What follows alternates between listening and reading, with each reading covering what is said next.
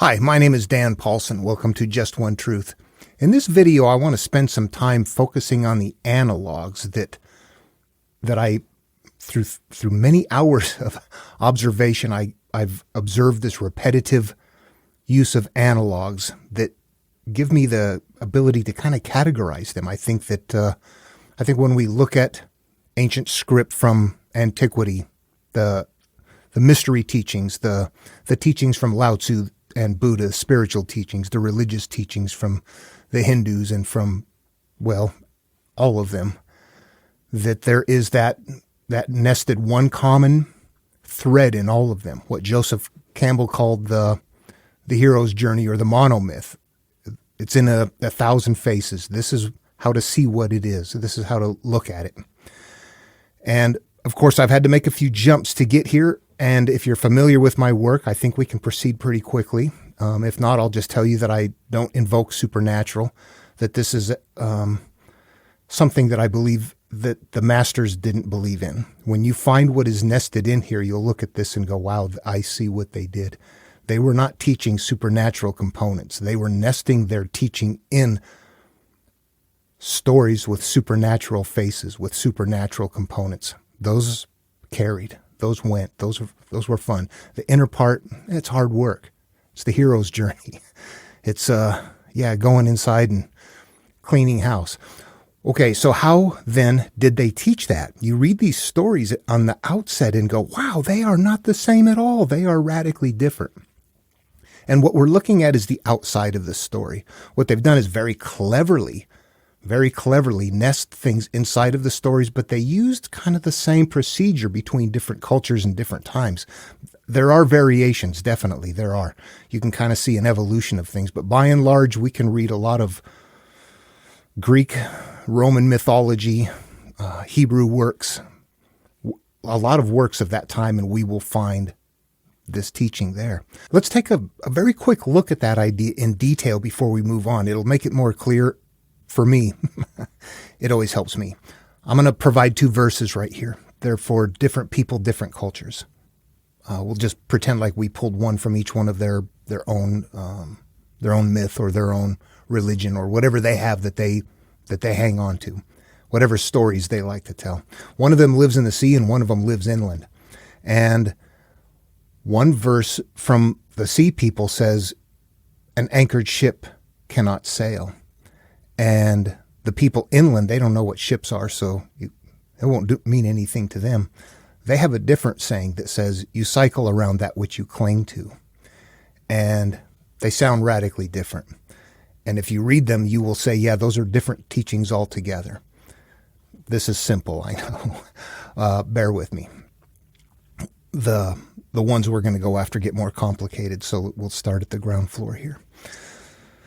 Okay, so somebody comes along and realizes that is something is nested in there, that it's not supposed to be plain language, although it can be. Somebody could read that and say, oh, that just means, yeah, that if your anchor's in the water, your ship won't float away. And but someone will realize, oh, that's there's a metaphor in there. I'm supposed to figure out something about my life. And the first step you do is go to layer number 2 of interpretation. This is where you make it metaphor and the components instantly become analogs. And by that I mean the ship is you. You assume that you are the component part of that story. I'm the ship, and what I want to sail in out there perhaps is life. And maybe that's a good thing, maybe it's a bad thing, I don't know. I might interpret that verse and say, this means to me I need to let go in order to sail free. Somebody else might look at it and say, oh, I need to make sure I hang on to make sure I don't float off. They both sound good, but they're looking outward and they are just being interpreted based on what the person thinks. So we see variability come in at layer 2 right there. Layer 3, you take those analogs and you turn them on yourself. They become component parts of your psyche. And I jump there because that's what we have to work with. We got a brain, we got a subconscious, and we have the local field. Those are the 3 things that they are dealing with. Whether they use those terms or not, those are the things that they're dealing with. So that I'm just going to go straight there. The ship is you, and what you're hanging on to, however, is a mental thing. It's something about your past. It is something that is a pain, a shame, a hurt, a judgment, something somehow, some way that you notice you continue to cycle around that in life. The ship can't sail when it's hanging on to that. I can let go of something in order to sail free.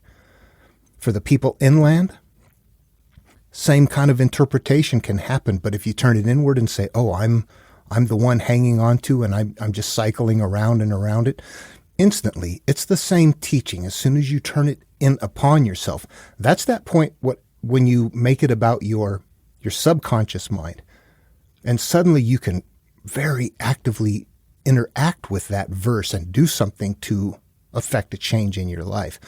Magic. That's how the verses all work. That's a very simple illustration. What I want to do now is jump into a comparison.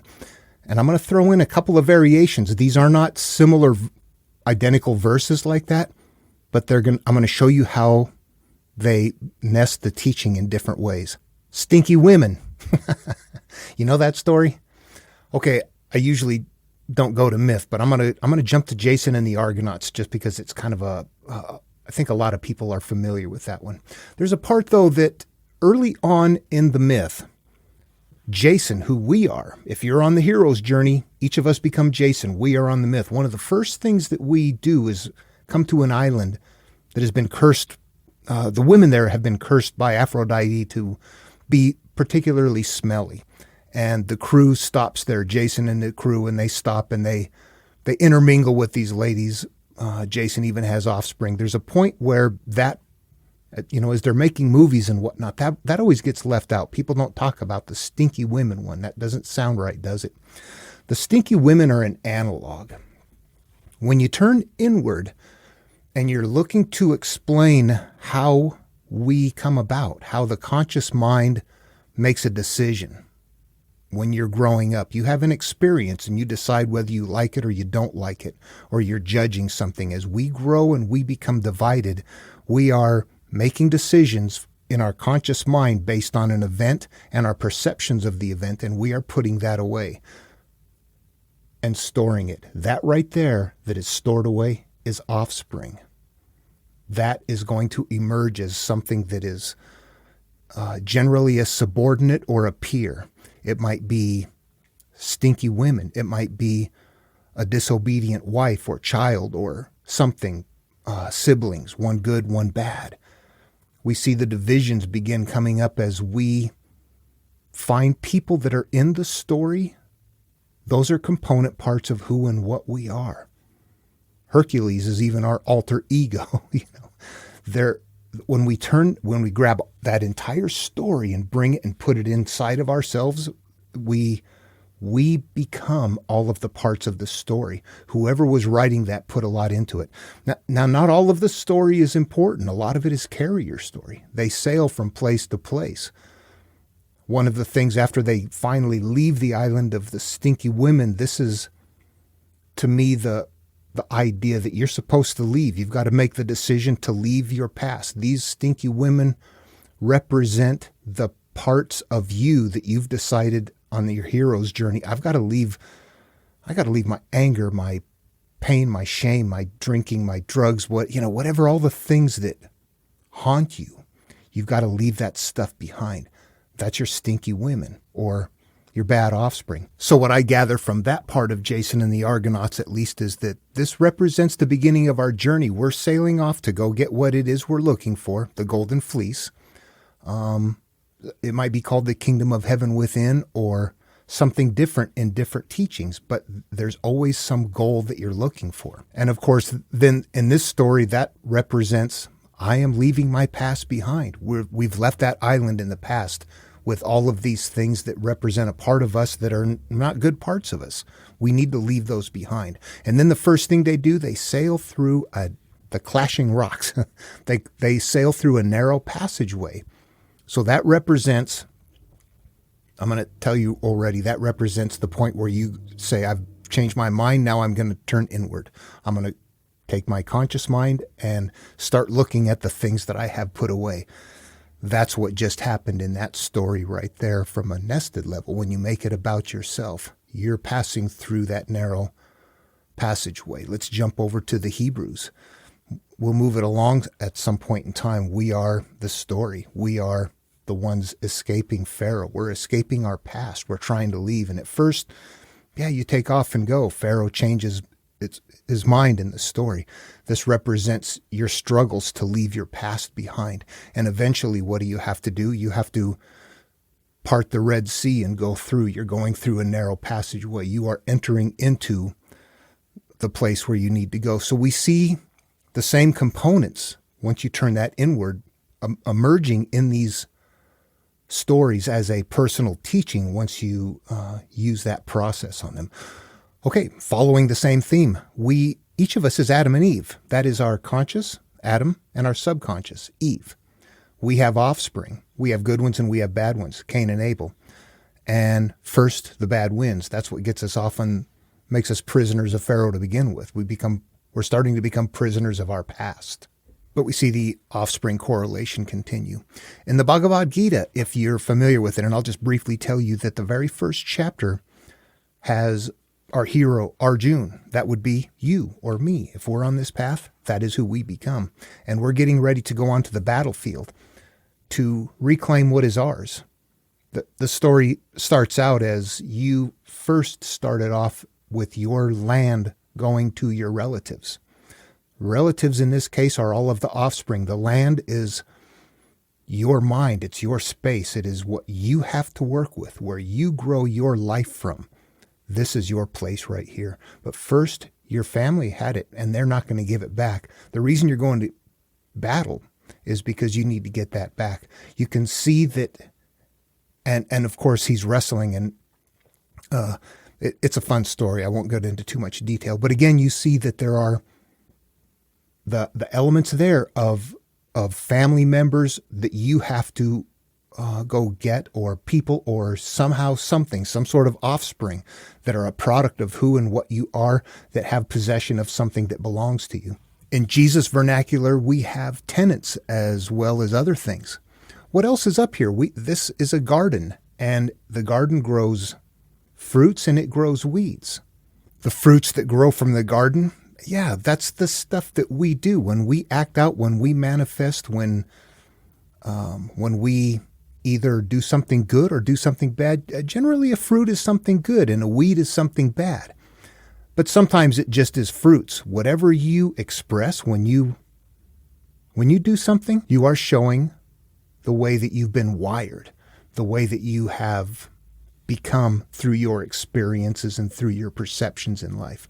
And those are the things, of course, that if you're on the hero's journey, you're going back to rectify. This is sometimes referred to as a closet, as a temple, as a cave, as a tomb, as some place that you must emerge into. You got the underworld. You have to cross the river Styx. Jesus tells us the solitary will pass through the narrow gate. The solitary. Okay, so there's a lot of fun things here that I believe are very closely relatable if you look at it that way. If you are on the path, ultimately what has happened is that we started out life pure, ready to go. We grew up in life and we became any number of things. And for some people, what they became is just fine. For some people, it's not fine.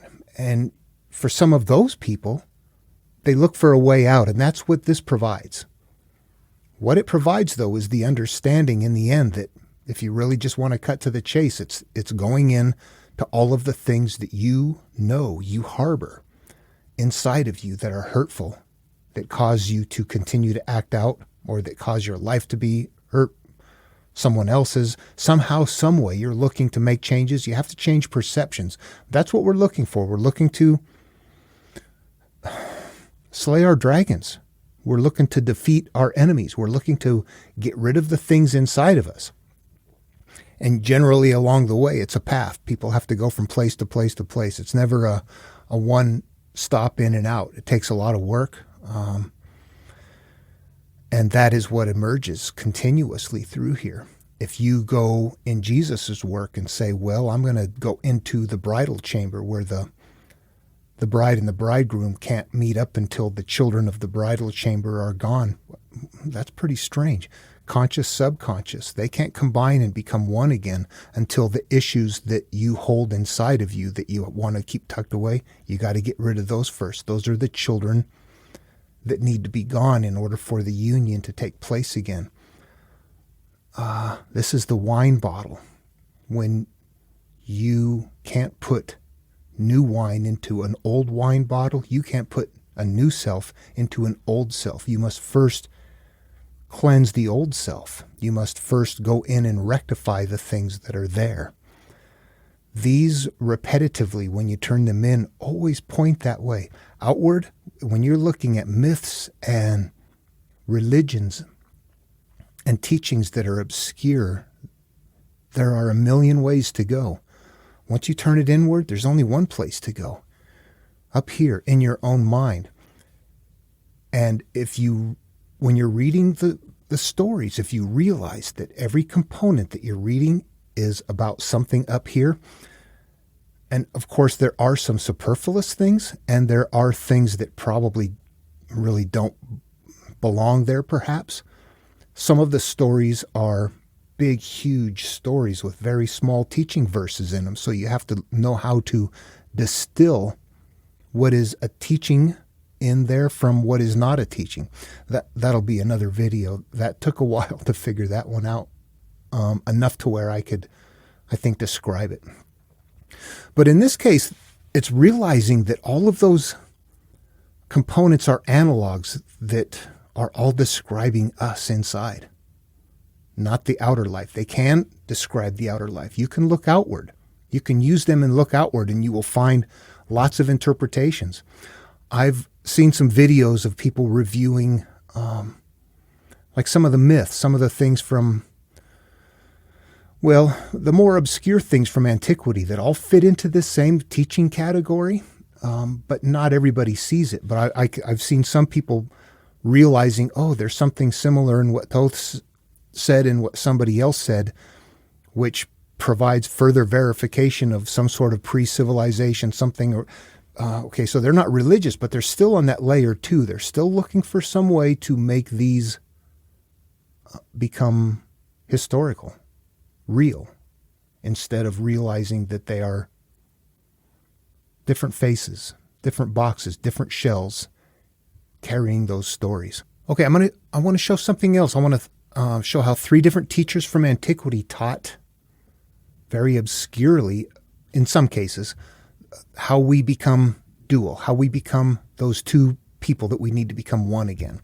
And the first one I'm going to go with is Lao Tzu from the Tao Te Ching, about 500 years prior to Jesus and contemporary with the Buddha.